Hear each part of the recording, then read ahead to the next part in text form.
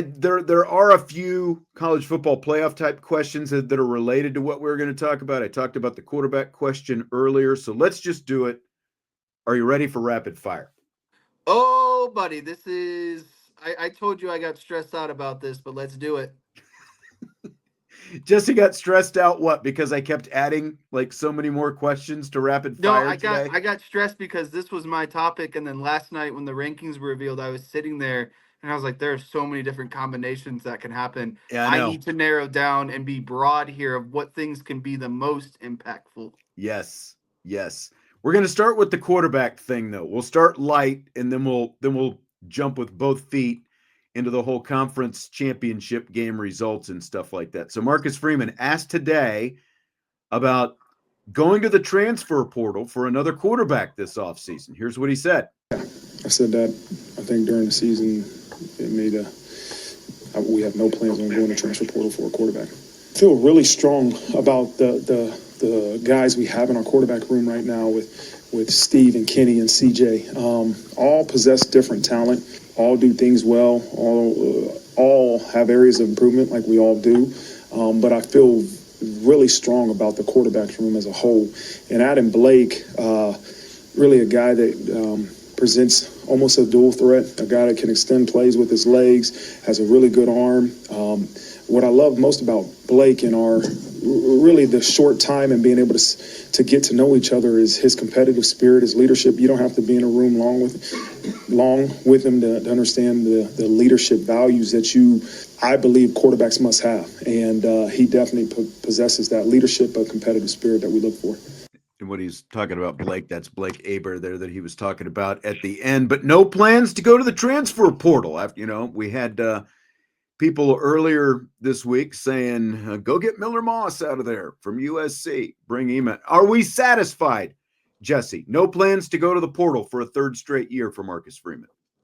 Yeah, I am going to be satisfied with this one because I think Kenny Minchie is going to be the starting quarterback, and I think he has all of the necessary tools to run a Mike Denbrock offense. And I think it's now is the best time to put the foot in the ground and say, we are fully going to commit to developing quarterbacks. This is something that Marcus Freeman took head on after taking over, kind of the abysmal situation that Brian Kelly left him. And I think it was necessary to go to the portal these last couple of years just because there wasn't a true answer. And you can't let down the rest of the talent on the team. But some of these quarterbacks have now been in the room for at least a year and a few going on 2 or 3 years. So someone has to be ready at this point. I think it's full on development. And I'm excited to see it because it could go really well or it could go really wrong. And they might, have to reevaluate again after next season. Yeah, I mean, and this is how, look, if you want to, like we were just talking about, if this recruiting class included Deuce Knight, it would be ranked several points, ranking spots higher, in the national recruiting rankings. I mean, this is how you get the whole thing going, and you make sure that you're continuing to attract elite quarterbacks and have that level of quarterback in there from your own program is by going with your own guys. Like Andrew says, big mistake. Everyone knows Angeli is not the answer. So why didn't they give Carr or Minchie any reps? Look, for one, Carr, hurt his elbow in October. We don't know the exact extent of that, so it's not like he was going to get out there and get any reps. As for Minchie,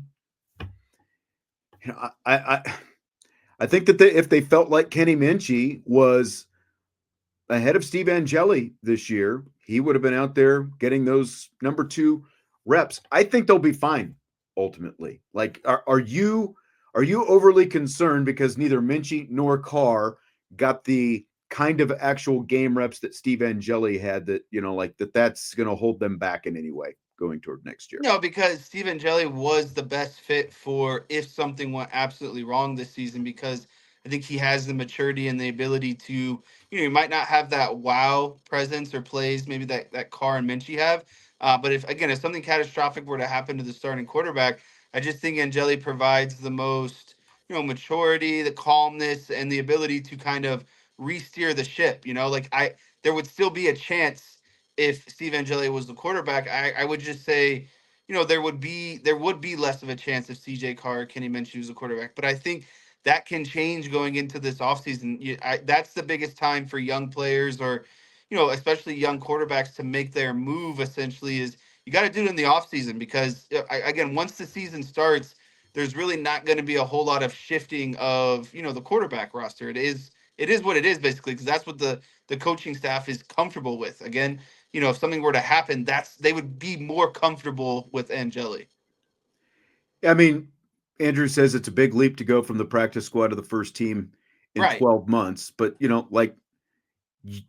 you could see it factor dripping out of every pore that CJ Carr had when we got to see him in the spring, right? Like, this is a guy who is ready between the ears. He's ready physically. So I'm not as concerned about that. And, I don't know where Johnny Manziel and Jameis Winston were on the depth chart in their true freshman seasons, but they both won. And I'm not saying CJ Carr is going to win a Heisman next year.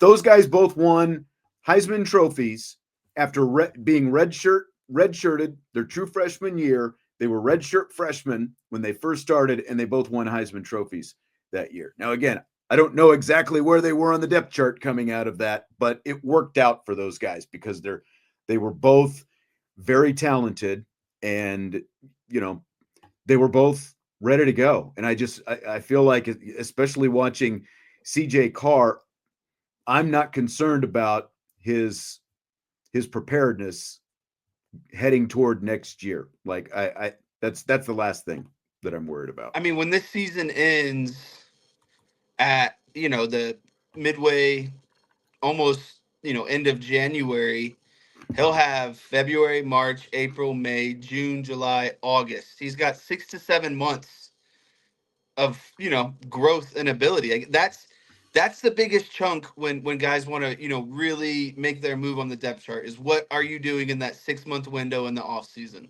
Andrew says, but why not get a veteran quarterback to compete against Carr? Well, I two think they will. things.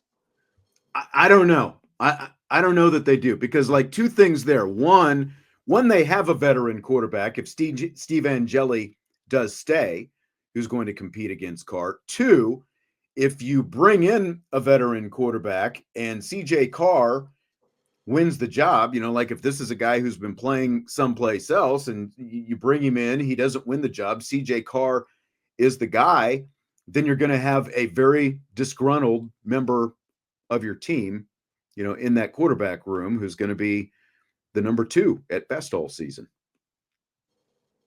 I hear you. What do we think of the new propped up hands-free setting? It's looking here? good. It's looking good. Volume's good? It's working for you so far. All right. Just checking. I don't want to, not make everyone happy on this super segment day. Decaf wants to know where Vince is. You'll have to ask Vince that. Didn't he have like a wrestling meet or something that he had to go work Vince tonight? only has conflicts on the days he's supposed to work, okay? I've lost track. That's right. Vince is not here. Vince will be here tomorrow. So you've got that going for you. Okay, so conference championship games coming up this weekend. And of course, we got college football playoff rankings last night. And like you said, you were wringing your hands. You came up with this idea. You're like, even before the rankings came out, you're like, we need to look at these conference championship games and see which ones impact Notre Dame potentially the most. Because as of the official rankings and the way the bracket, if everything goes chalk this weekend, Notre Dame, of course, is the 6th seed, hosting 11 seed Alabama. Penn State would be the 5 seed, hosting 12 seed Arizona State. Then you've got Oregon at 1, Texas at 2, SMU 3, Boise at 4. That's if everything goes to chalk. So how do you want to do this? Like, which results do you think most likely impact Notre Dame for starters? Okay. So let's get this one out of the way right now. Let's do Oregon and Penn State. If Oregon wins, I think the only way you have to look at this is how can Notre Dame jump or who can affect the shuffling behind Notre Dame of teams. I say the only way Notre Dame jumps is if Oregon just dismantles Penn State like 35-0. I agree. And so let's not get into the nonsense of what if Oregon wins, but they win by like 2 touchdowns. Let's just assume Penn State stays where they are unless they get absolutely throttled by Oregon. And then if Penn State does win, I think that Oregon and Penn State just flip-flop their spots. So I think that takes care of itself. That's exactly it. If Penn State beats Oregon, Oregon is just going to be the number 5 seed. Notre Dame has no chance to move into the 5 seed. And really, if Texas loses as well, like they're going to be the 5 ahead of Notre seed. Dame. Because we ran it. If Georgia beats Texas and Penn State beats Oregon, Oregon is most likely going to be the 5 seed. Texas in that instance would most likely be the 6 seed. Correct. And how that affects the rest of things. So Notre Dame would slide down to the 7 seed. And in that case, the opponent would most likely be Indiana as the 10 seed because Alabama would stay the 11s. And this is assuming SMU wins, obviously, and Boise wins. Like if Oregon or Texas lose, at least one of the higher seeded, which right now would be Oregon, is just going to slide to the 5 seed. Penn State most likely would slide to the 6 if both of them end up losing. And that's correct. So I think what you have to focus on after that point is, again, what can cause the shuffling behind Notre Dame? And I think that the next question that comes, or the next major impact that needs to be brought up, is if Clemson beats SMU, does SMU hold on to that 11 seed and knock down Alabama? Correct. Because if Clemson wins, then you've got you've presently, I had the rankings all mapped out. I think SMU is number 8 right now, right? Yes. Yeah, they are number 8. So does SMU fall behind Alabama? Do they fall all the way out if Clemson ends up winning? And that's a tough one to me because this isn't like it's a 1-loss or an undefeated Clemson team. This is a 3-loss Clemson team. And so I think that has to be considered in this SMU conversation is, yes, you lost in a conference championship, but you lost to a team that already has 2 losses more than you at this point. So, how deserving are you when you're being compared to another 3-loss Alabama team, right? So Clemson and Alabama both have 3 losses, but Bama's ranked ahead of Clemson right now. So if SMU loses and they lose bad to Clemson, I don't know if they hang on to that last spot. Yeah, I went through and, we did a few different scenarios. Like if this happened, like I said, we've got like if everything holds to chalk, which is what, they showed on TV last night. Now, you want to do the big upset bracket? So the first one that I ran was, what if every conference championship game ended up being an upset? So that would mean Georgia beats Texas, which, technically it's an upset, but Georgia's already beaten Texas once. That would mean Penn State beats Oregon. That would mean Iowa State beats Arizona State. That would mean UNLV beats Boise State. And that would also mean that Clemson beats SMU. So the all upset bracket would look like this. Penn State would be the number 1 seed. Georgia would be number 2. Iowa State would end up being the number 3 because they are ranked ahead of Clemson right now. Right. Clemson would be the number 4, and UNLV as the Mountain West champion would be the 12 seed. Now, that's another question is, do you think does Boise have to win the Mountain West to get in? I think the winner, but there's only one bid going to the Mountain West, right? Yeah, there's no way Boise. Yeah, you're not given 2 spots to the group of 5, and 2 spots to. Okay, let me put it like this: you're not given 2 spots to the group of 5 and only 1 spot to the ACC. Correct. I think so as well. So Oregon, and this again is the all upset conference championship game weekend. Oregon would be the 5 seed against 12 seed UNLV. Texas would end up as the 6 seed against number 11 Indiana. Notre Dame would be the 7 seed against 10th seeded SMU. And then the 8-9 game would be Ohio State and Tennessee. And what's most interesting about this whole thing is no matter where the upsets are, with all these different things that we ran, Ohio State and Tennessee are always going to play each other as the 8-9 And so seed. that was the number one thing I had to do last night, was just basically leave the teams that aren't playing idle. And I think that's the best kind of way to ultimately look at this whole thing. But that's an interesting, that all upset bracket is interesting. But I think what's ultimately going to happen is you're going to have a mix of, people, the favorites to win. I think a couple upsets are going to be sprinkled in there. And I think the upsets that affect Notre Dame the most is Clemson beating SMU and Boise State losing, because it's where do those teams fall back, and do they bump out a team that's already on the edge essentially? Do they hang on and cause that reshuffling behind Notre Dame? Because like you said, if Penn State or if Oregon or Texas lose, they're just going to be lumped in front of Notre Dame, right? And so again, that might help because that pushes Notre Dame into a different seed, but I would lean more so on Clemson beating SMU and UNLV beating Boise, because again, where do those teams kind of fall to? Where do they hang on to behind Notre Dame? Because that's likely where, if they fall in there, it's likely they're going to fall into a spot where Notre Dame could play them. Yes.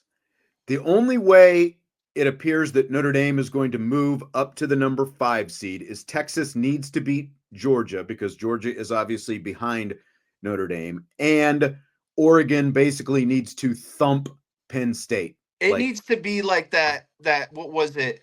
Ohio State and like Michigan State, or like Ohio State versus Northwestern Big Ten championship. It needs to be like a 4 years touchdown ago. spread, I think, right? Like at least 4 touchdowns probably.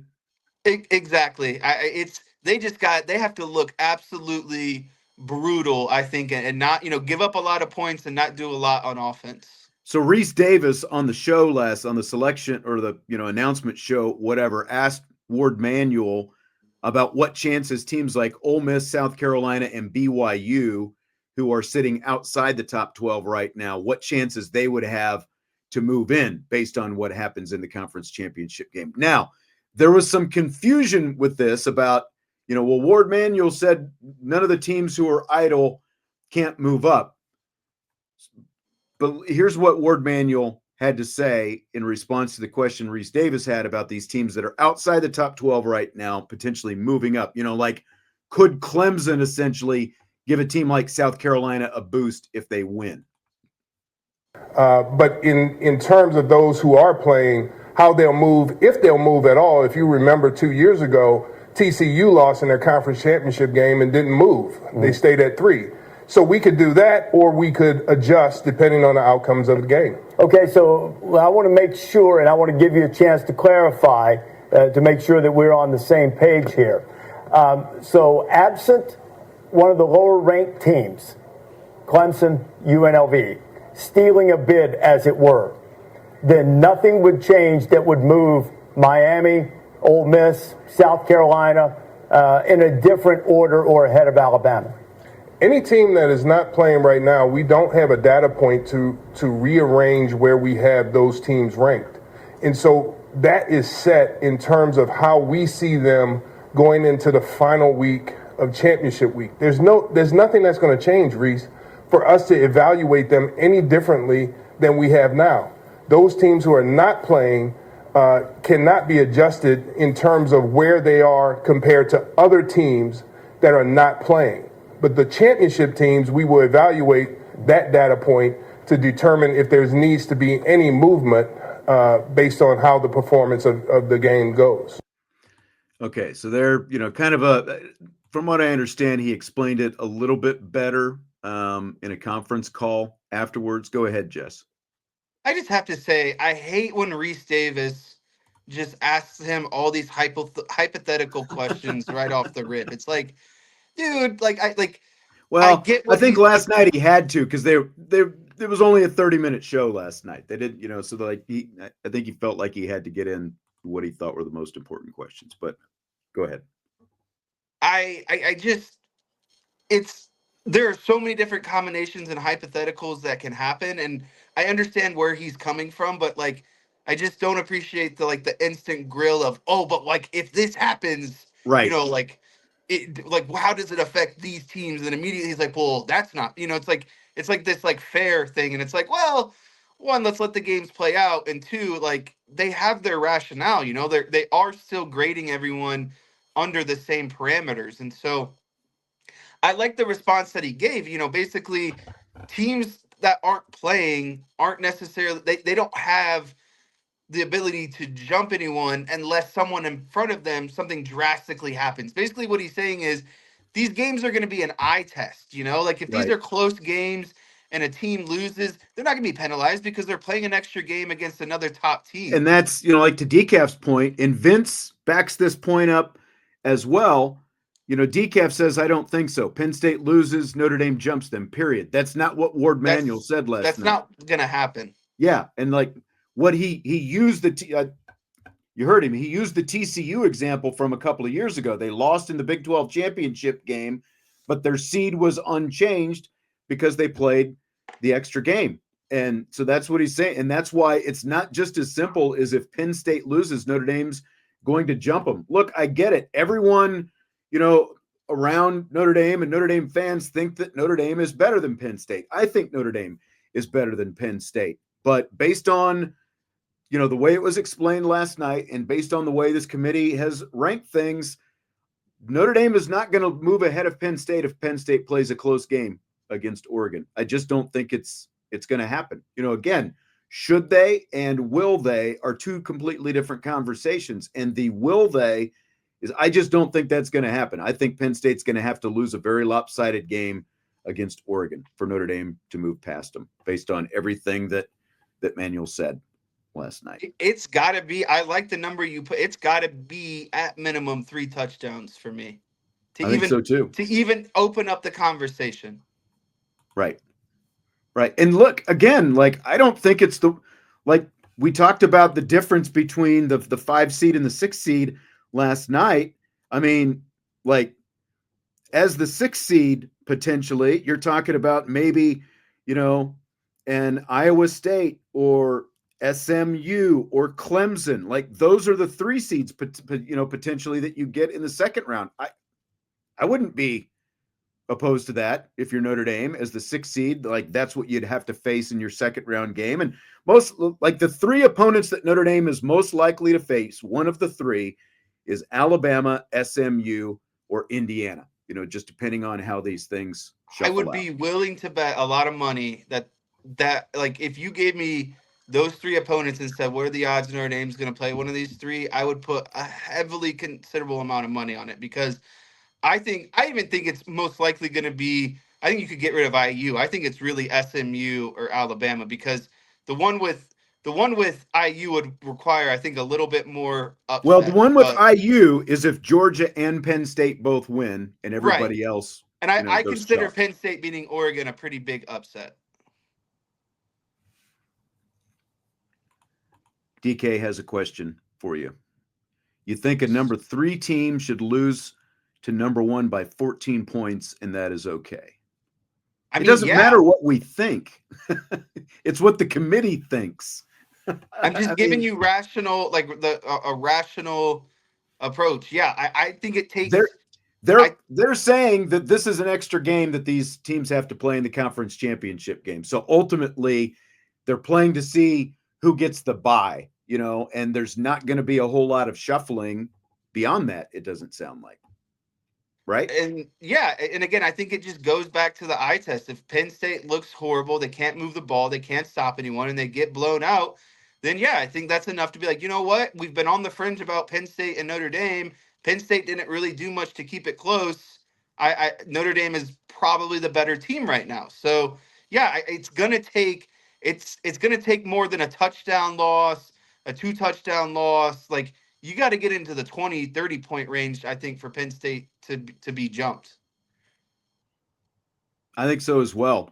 Joe says, I'm missing the point. The committee's trying to kill the ACC and they want as many Big Ten teams as possible. Well, I'm not missing the point. I mean, I've said this many times, like going back to October, like the Big Ten and the SEC commissioners have made it pretty publicly clear that like the future of what the college football playoff looks like and how hard the SEC and the Big Ten are going to push this thing in different directions going forward is going to be based on how many teams they get in. I mean, it's an overt thing. It's like nobody's hiding anything. Like the SEC and the Big Ten have made it very clear that they think that they should have as many teams in this playoff as possible. Like at least the SEC has shown that, like when you look at the case for Alabama, for example, and you look at even potentially the case for Ole Miss, some of these 3-loss teams, I mean, there's more of a case for them, right? And like the Big Ten, look, why does everybody doubt Penn State? Because they didn't have to play the kind of schedule that Alabama or Ole Miss or Georgia had to play. Listen, I don't understand. If you think a 2-loss Miami team deserves to be in over a 3-loss Alabama team, then I don't think we're going to get anywhere in an argument, because it's just not. You can't tell me that, because Miami has, first of all, no defense. All they can do is score a bunch of points. They have 2 losses, and you could go look at their schedule in some of these games, and they could easily have 3 or 4 losses. They barely escaped some of these games. And everyone wants to bring up, well, Alabama lost to a 6-win team. All of these teams that are being considered have some sort of probably bad loss on their resume, like Notre Dame has NIU, like a lot of the SEC and Big 12, they have a lot of losses to 6-loss teams. I don't think that's something that should be held against, Alabama. And it's like, even the team that beat them, they beat some other good teams, like that's just the nature, I think, of where football is right now, is like, it's kind of at the end of the day, the survival of the fittest. And then, looking at current records, they said last night Alabama has a 3-1 record against current top 25 teams right now. And so I know the next counter argument will be, well, they set it up that way to justify their argument for Alabama. And it's just, I don't agree with that either. I just think Alabama has played a harder schedule, and they have a better record against top 25 teams. And to me, that weighs more than the extra loss than they have on their resume. I agree. Like, I don't think that Miami is a better football team than Alabama. And that's genuinely what it comes down to. And I don't think so either. Like, you might not like Alabama. I don't like Alabama. I don't like Miami either. But I don't think Miami is a better football team than Alabama. Miami doesn't have a defense, and they're basically a one-man team. And that's how you lose games to Georgia Tech and to Syracuse at the end of the season, right? Like, if we were making this argument between, if Notre Dame was in some kind of argument, conversation with Miami, I know that nobody would be pushing for Miami at this point, right? Like, I'm sorry. Where was the question that I saw? There it is. DK says it has nothing to do with Penn State's schedule. They look bad against teams like Minnesota. They might look bad, but they still won. And that's, like Ohio State can't say that with losing to a 500 Michigan team, right? Like, they still won. I agree that Notre Dame should be ranked ahead of Penn State. Don't get me wrong, but I'm telling you, like, this is how the committee is backing up their arguments. They're still winning these games. And that's also what makes this thing all the more impressive. Like, when you look at Notre Dame and the fact that they had that loss in week 2 and they won 10 straight games. When you look at all these teams that got tripped up over the last month and who are, in these battles right now to save their lives. And, SMU is kind of in the same boat because they lost early to BYU. Like, they managed to keep winning. And it is going to be interesting to see what happens, because that's going to be the other part of it as well. Does SMU stay in it if they lose to Clemson? Because it's probably going to be them or Alabama. And I think someone said, like, if SMU gets blown out, Andrew might have said it, if SMU gets blown out, that could be Miami's chance to get back in. And that probably is the only chance, is if somehow Clemson blows out SMU. Well, even if, I think Alabama would stay ahead because Clemson gets the top 4 bid. Right. Clemson would stay ahead, but Miami could also move back ahead if SMU gets blown out. There was a scenario where Miami could sneak in. I just can't remember what it was. I think that's probably it, is SMU getting blown out. So Rece Davis says the committee needs to change the seeding and not give the automatic buys to the top 4 conference champions next year. Now, this is something he's been talking about for a while. He brought it up again last night. He says instead they need to just rank the top 12 teams and seed them strictly by merit. Don't give, teams will still get buys, but the buys would go to the 4 most deserving, the 4 best teams, and not simply the team, the 4 highest seeded teams that win their conference tournament. And his rationale is the current format puts the number 1 seed at a disadvantage because the number 5 seed is likely going to be one of the top teams that have lost a conference championship game, or a team like Notre Dame that's more deserving of a higher seed but lands at number 5 because of the way this system is set up. So do you buy or sell Davis's rationale?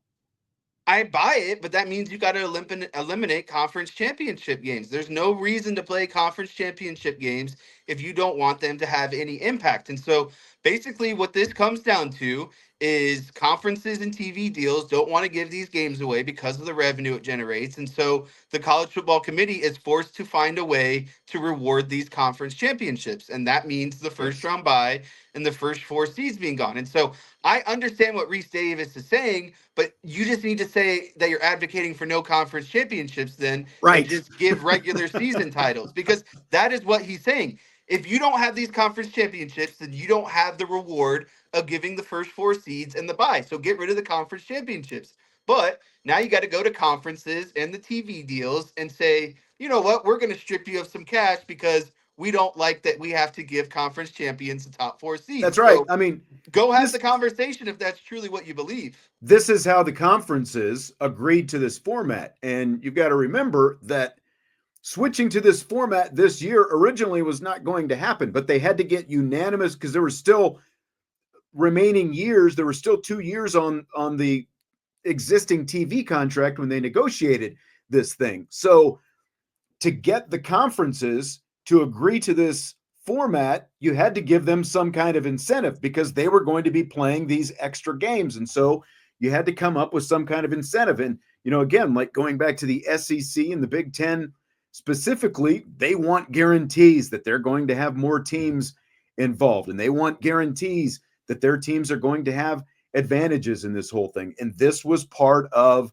getting everyone to agree to this format. Was you've got these conference championship games. They've got to be on TV because you've got TV revenue coming through them. So that's how you're going to get it. Yeah, like pie in the sky, best case, you just seed it 1 through 12. But like you said, you've got to get rid of the conference championship games to do it. The conferences don't want to do that yet. I'd say the only rebuttal to what we're saying right now is if instead of getting the buy, you just get the bid, right? So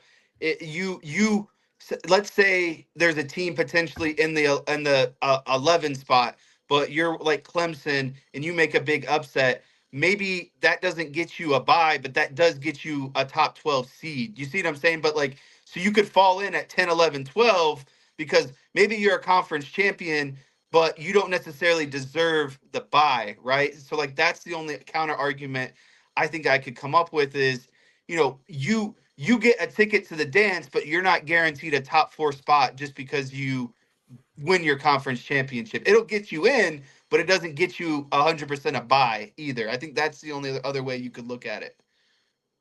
Yeah. Well, because I'm sitting here looking and let's say, again, if you just seeded it right now, Oregon would be the number 1 seed. And as of right now, the 8-9 game would be SMU, Indiana, as opposed to Ohio State, Tennessee. Again, you're disadvantaging the number 1 seed right away because of this convoluted way that you're seeding things rather than actual, straight seeding based on merit. So, SMU, Indiana versus Ohio State, Tennessee winner playing the number 1 seed in the number 1 seed's first game. And then, of course, the number 5 seed right now would be Georgia. Okay, tough opponent either way versus, Penn State potentially or Texas or whoever it happens to be. So there's just, it's a little quirk that I don't think, that everyone fully realized was going to happen. And I mean, there's complete merit to what Rece Davis is saying, but the fact is, until and if the conferences decide they're going to get rid of the conference championship games, it's just something that you're going to have to deal with. And, Notre Dame's involvement in this, since Jack Swarbrick was also negotiating it, that played into this as well. Well, Notre Dame wants to be involved in this and wants assurance that they're going to have access to this playoff. Well, you don't have to potentially play a conference championship game. So the best you're ever going to get is a 5 seed, and again, that's, as we know, Notre Dame's bye week is this week. Everyone who's playing a conference championship game has to play this weekend. And then, their bye comes, potentially in the first round if they're able to win those games. So it's just, it's a loophole that I'm not sure that everyone completely saw coming, but it is definitely an interesting quirk in this whole system. Yeah, and I mean, that's the thing, is that everything can look perfect drawn on paper. Trust me, as an engineer, everything always looks perfect drawn on paper, but until someone else reviews it, until they actually get out there and start building it, playing the games, and the seeds fall where they might, it's just, you don't know what's going to be the perfect system until there's trial by error, essentially. Exactly. So Ryan Russillo and Todd McShay were talking about Notre Dame on Russillo's podcast on the Ringer Network this weekend. Starting with Russillo, here's what they had to say about the Irish. I love Notre Dame. I think I finally got there with it. I don't know that I'm picking them to win. Because I was texting with Pollock yesterday, and I think he's in a similar boat. I think it's been hard to gauge how good Notre Dame is. I think they looked awesome early. They got a big win against A&M. Then it's like, oh gosh, it's not going to be a good year. Or Marcus Freeman, like him, but is this going to work with the Northern Illinois loss? And then it feels like they've steadily gotten better and better as the season's progressed. My argument is, and it's not even an argument, I guess my trepidation with Notre Dame right now is when I look at them, 2 times they had to face opponents that had good weapons and a good passing game. I think maybe not just 2, but in 2 occasions, Louisville and USC. This secondary, which is really talented, but they lost Morrison, their first round cornerback. Right. Are they, when they get into a playoff against a really good passing team, what's that going to look like? So that's question number 1. Question number 2 is, can they pass rush at an elite level? When you start to look at Tennessee and Georgia and South Carolina, if they get in, and Ohio State to a lesser degree, but they have talent up front. What about Oregon's pass rush? Good. It's good, not elite, I would say. Okay. I'm just trying to think of it like, do you like Oregon's pass rush still more than Notre Dame's, it sounds like? Maybe slightly. I don't think there's a huge difference, but Penn State's got a better pass rush. I'm just saying, when you combine a couple times against really good passing teams, and maybe it's pass rush and secondary together, and I think there's a lot of good talent in that secondary, but they've struggled. You can't deny that. They've given up a lot of yards, okay? Now, they had the 2 interceptions late, and they stepped up when they needed to, but USC passed the ball very successfully, right? And then the other thing is, on the flip side, the other side of the ball, the weapons concern me. Like, do they have explosive weapons on the outside? And the answer from every tape I've studied is no, they don't. And a quarterback who has gotten better as a passer this year in Riley Leonard, but they don't scare you on the perimeter. And I looked this past week, and their top 2 leaders in receiving are their tight end, Mitchell Evans, and Jeremiah Love, the running back. And so while I think they're a very, very good football team, absolutely deserve to be where they are at this point, considering what they've gone through. They, and there's been carnage everywhere else, and they've continued to kind of gradually rise up. And I think they're capable of beating a lot of teams, not all teams, but how great are they? Is because Pollock said he legitimately could see them winning a national championship. That's where I differ. I can go a long way in terms of how good they are, and I could see them winning a game, maybe 2 games. I don't know that they're a national championship team because of those 3 areas that I just touched on. Yeah, I think I just love the O-line. I love the running backs, even though one of them went down. The running backs are outstanding. Yeah, and I think Riley Leonard's been really good, and then the running part of it, I think there's a toughness with them.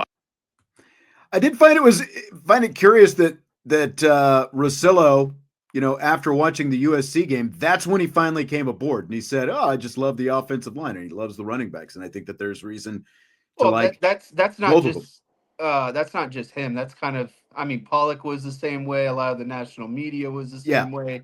It's like it took them finishing out the season for them to be like, all right, we believe in Notre Dame because they're not going to suffer one of those fluke losses that they should have won. That's and Jacoy, I think that's how you say it, Jacoy Johnson Cole. This is the exact thought that I had when I heard McShay. The 3 points, Notre Dame's secondary versus an elite passing team, the pass rush, and then, he says lack of explosive weapons offensively. Who has the really good passing team? Because I mean, there are good passing teams, but there are not elite passing teams that are going to be a part of this playoff. I think Texas has an elite passing game. I think they have explosive players. They have really good wide receivers. They have the potential to be, but there's some consistency issues with them as well, right? I think that every team has flaws. Like every team that's going to be in this field has more flaws than probably like the fields of 4 that we have seen when the playoff format was just 4 teams. Don't you? So yeah, I do, and I think that that just goes back to NIL, transfer portal. There's just more parity. There's not super teams anymore. I don't think that I look at one team and I'm like, man, you can, like, maybe even Ohio State, if Ryan Day decides to open up the passing playbook, when it's time, they're honestly one of those teams that scares me because they still have Ibuka, I believe. They still have that freshman wide receiver. They have a lot of weapons on that Ohio State receiving corps. They would scare me. Texas would scare me because of some of their athletes. Oregon, I think, is just a good all-around offense, so I think that helps their passing game. But I think the number one thing to kind of take away from this is, an exercise would be, let's rank your level of concern based off of those 3 categories. I'm most concerned with Notre Dame's wide receivers. Then it would go their defensive line, and then it would go their secondary. Of those 3, I'm the least concerned with the secondary, and I'm most concerned with the wide receivers. And to say the reason why I'm most concerned with the wide receivers is because if you take away the running game and you get in a shootout, does Notre Dame have enough to move the ball downfield and make up a couple touchdowns? That's where the wide receivers would come into play. And they haven't been in that situation, that oh crap moment. They've either been playing tight games or they've been blowing people out, right? Like Texas A&M, NIU, USC, close games, but they were majority in control of those games, except, at some points versus NIU. And the rest of those games were just blowouts. And so if a team gets ahead of Notre Dame by 2 scores, I don't know if they have the wide receiver in the passing attack to make up that difference. That's where I'd get concerned. But again, that's where a good defense comes into play. But right. And then when you talk about the defensive line, I think they realize that. I mean, they're at their 3 deep, 4 deep at some of these positions. And I think that's why Al Golden creates so much pressure with his linebackers, because he's getting more athletic guys to get in there. And that's why he brings safety blitzes. That's why he brings corner blitzes. But that was bugging you the other night against USC too. Like you were not. I don't like when you just run them with no result, right? Like if you keep running into a wall, you can't, and a team is picking you apart in the pass. There's no reason to keep blitzing and putting Christian Gray on an island when he obviously needs some help. You're taking someone out of coverage by blitzing them. But that's going to be on Al Golden to get creative, essentially, right? Is how can I bring different pressures? Because I don't think their defensive line is tremendously great. And then when Howard Cross isn't playing, that it's, it's not this elite pass rushing team. And so they have to get creative with how they're going to, get some pass rush in there. And that ultimately is what's helping your secondary. That's what, allowed them to beat Caleb Williams at Notre Dame that year. Is he was throwing bad passes because his timing was off. They were confusing him. They were bringing pressure in his face. So all of that coincides together. And I think their secondary will be just fine. You talk about a safety who was the safety of the year. Leonard Moore just keeps getting better and better every game. I'd feel a lot more comfortable if Benjamin Morrison was back there, but I think Christian Gray has enough to do the job.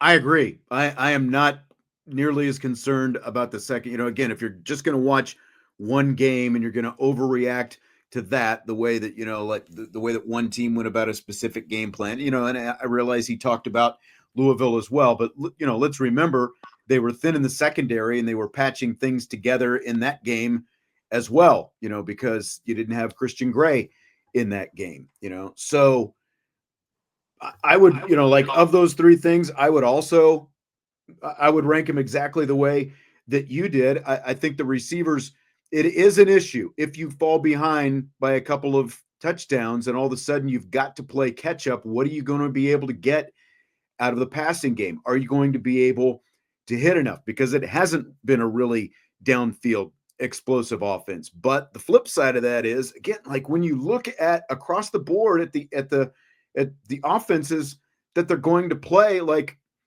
I think Notre Dame is going to be just fine. Like Notre Dame's defense is going to keep them in pretty much every game. And that I don't think that is going to be a big issue. I think that there is a much greater chance that games play out similarly to how the Texas A&M game played out.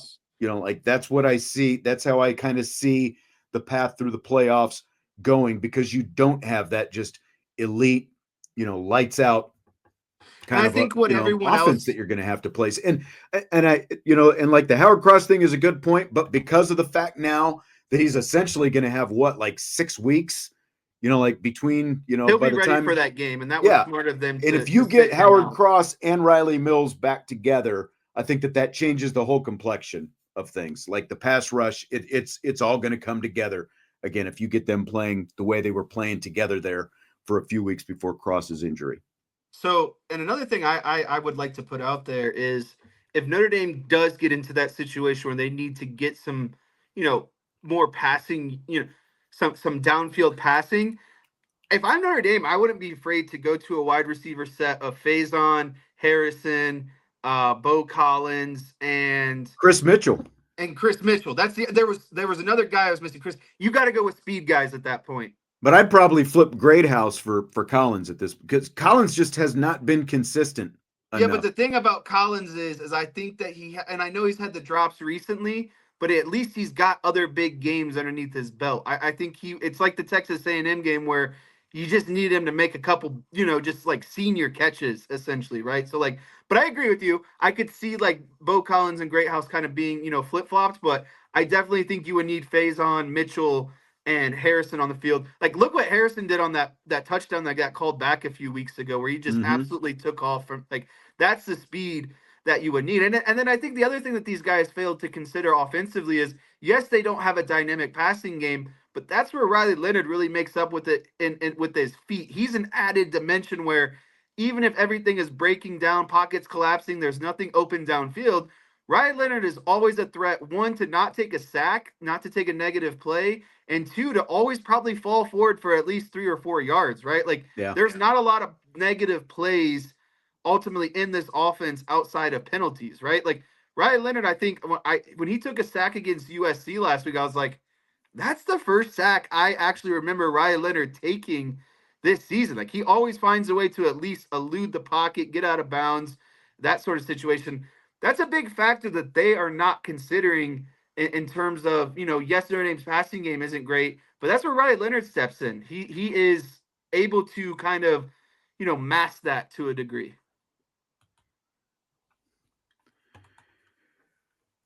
Crash This Train had a question in earlier that I didn't get in the mailbag. He says, why is it when Georgia has a bad game, then Kirby must be happy to be able to run his team ragged to get them ready, whereas Notre Dame is a sign that they aren't that good? Well, Georgia's won national championships, so I think that Notre Dame just hasn't achieved the status yet. That's what it comes down to, right? Like, exactly. Like Notre Dame has got to get to that status. You do, the conversation changes. That's just ultimately what it comes down to. Let me just ask you this. How much more exciting has this season been with this 12-team format? Oh, I think it's tremendously more exciting because, as a team, it's not just going to be choked down to, the 4 best teams in the country, essentially. I just think it allows for a little bit more parity, and I think it allows for teams to ultimately prove themselves more. It's not a lot of assumptions and eye tests and this is what we think of you. I think the expanded playoff allows you to let the games kind of play out more, right? And a lot less, more assumptions. It gives obviously the smaller guy or the littler guy a bigger shot, and it's really not just going to be consolidated down to conference champions. I mean, just look at the last month. And I mean, you can obviously go back, like every game for Notre Dame has mattered all season long. But like if like games that Iowa State has played in have mattered. Games that BYU and Utah have played in mattered. Colorado games mattered and until they got knocked off by Kansas. Kansas got to be a spoiler. Look at all these games and in the Big Ten and the ACC, wherever they happen to be. And like every conference championship game this weekend now matters because of the expanded format. So I think it's been completely awesome. Like so many people thought that by expanding this playoff, you were going to water down the regular season and regular season games weren't going to matter, but literally hundreds more games have mattered because of this format than would have if it was just a 4-team playoff. Agreed. New episodes of Here Come the Irish, the docuseries, are going to drop Thursday night. Scale of 1 to 10. How excited are you for the new episodes? Yeah, I'm an 8 out of 10, probably a 9 out of 10 because I watched the first couple episodes as I was, it was Labor Day weekend, and I was using them as a little pump up before the season, right before the Texas A&M game, and I was like, well, crap, beat Texas A&M. Now I don't have anything to go off of, but now that they've made the playoff, the season is over. Perfect timing. I'm sure they're going to show the whole 84 days and 50 days and Marcus Freeman laboring over NIU, every possibility. But because they're in the playoffs, because of the growth throughout this season, I'm excited to see as a fan what we'll get the inside access on. So I'm pretty excited about it. And I hope it fires me up more for the playoffs to come. Corey said he watched them yesterday. I don't know how you got the sneak peek out there, Corey. I didn't think they dropped until tomorrow night. I don't know exactly what's going on with that, but I'd put it up there at probably a 7 or an 8 as well, because I'm just curious now to see what this is going to look like, in terms of those 84 days that you're talking about this. Like how much of this is how much are we going to get to see of, like the team's behind the scenes reactions? They're going to show a scene of Marcus Freeman not sleeping happened for a whole day because all he thinks about is Northern Illinois. Oh, Corey said he watched the first two. So we watched the first two. Okay. Well, yeah. Like Jesse said, I think I watched those right before the season started when they dropped both of those. I'm curious to see how much different the rest of these episodes are going to be, because now we're in the season, and like how much do we get to see behind the scenes of NIU? How much mic'd up stuff are we going to get to see from the season? Those kind of things. My favorite conspiracy is someone said they threw the NIU game to make the show more interesting, to add more drama and spice to it. I don't think you'd get Freeman to go along with that. I just something tells me no. I don't think it would happen. So have you heard about this Simpsons thing that Monday Night Football is going to do next week? Yeah, and it sounds very similar to like the Nickelodeon cast that they did for a playoff game in the past before. Yeah. It's the Simpsons Fun Day Football, Monday Night Football, Cowboys, Bengals.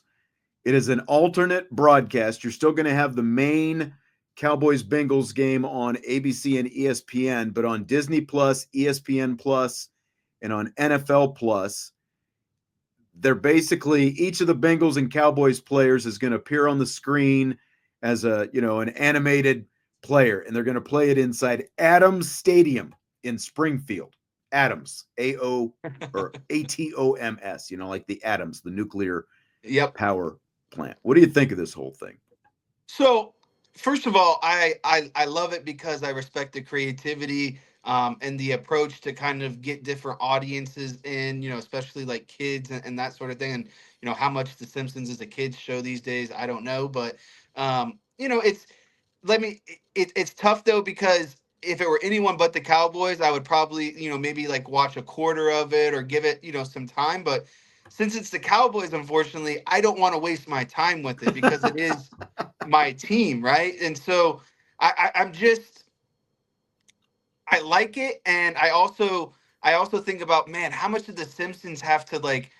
It's basically free advertisement for the Simpsons, right? And Yeah. so, how much did the Simpsons have to shell out to be the animated show? Because like I said, they've done Nickelodeon, and I'm sure the NFL maybe had Well, other partners out there potentially of different shows that they could have Disney gone bought the to. rights to The Simpsons a while back. Like Disney bought the rights to a lot of the Fox properties, and The Simpsons is one of them. So this is like a wonderful little cross promotion for all the, like the Disney stuff. So, like you said, like I think it's cool that they continue to target younger age demographics because, all these sports and the NFL is one of them. They're trying to skew younger because the audiences have just, steadily been growing older for the NFL and Major League Baseball for years. I think NBA is one of the few, who's kind of managed to kind of buck that trend a little bit. So I think it's a cool little spin. But like you said, like because of, one, it's on the streamers, so I'm not going to go out of my way to go find it on the streamers. And two, because, our team is involved, I'm definitely, not going to go out of my way. I'm sure like the next morning on NFL Network on Good Morning Football or something, they'll show some clips to it. So I think it's interesting. And, again, like you said, CBS and Nickelodeon have done this kind of stuff before. So I think it's a cool little spin. I think I'm going to save this next question for you and Vince for tomorrow because you guys are always hurting to come up with rapid fire. Hey. Don't subject me to that narrative, okay? Well, do you want me to save this or do you want to talk about it right now? You could save it, but don't let me in there of you guys are always struggling. I'm not shouldering that blame. Okay. All right. That's fair. But that's because you don't have to come up with the rapid fire questions, right? Well, I usually send Vince at least one or two Okay. rapid fire questions. All right. Well, I'll go ahead and let you guys keep this because I'm sure old man Vince is going to want to tee off on it. So. All right. Well, that's going to do it for tonight. We battled through some of the early tech issues, and I think things worked out okay. I think I prevailed. You did. Pulled through for all of you. Yep. Came out on top. You managed to work it out. So it's turned out pretty well. All right. Good questions earlier tonight in the mailbag. A lot of good stuff that we had. As always, we will Jesse and Vince, like I said, they'll be in here tomorrow because I've got a Notre Dame women's basketball game coming up tomorrow night. Big one, ACC, SEC Challenge, Notre Dame and Texas at Purcell Pavilion. Ooh, so coming off those losses, can't have it be 3 in a row. Big bounce back opportunity, big bounce back chance. Big one coming up tomorrow night at home against the number 5 team in the nation. Number 4, I think, actually, in one poll. So should be a good one. So I'll be there. Vince and Jesse will be here tomorrow. TD4ND, thank you for the reminder. Smash that like button before you leave, and we do appreciate it. We'll talk to you later on IB Nation Sports Talk.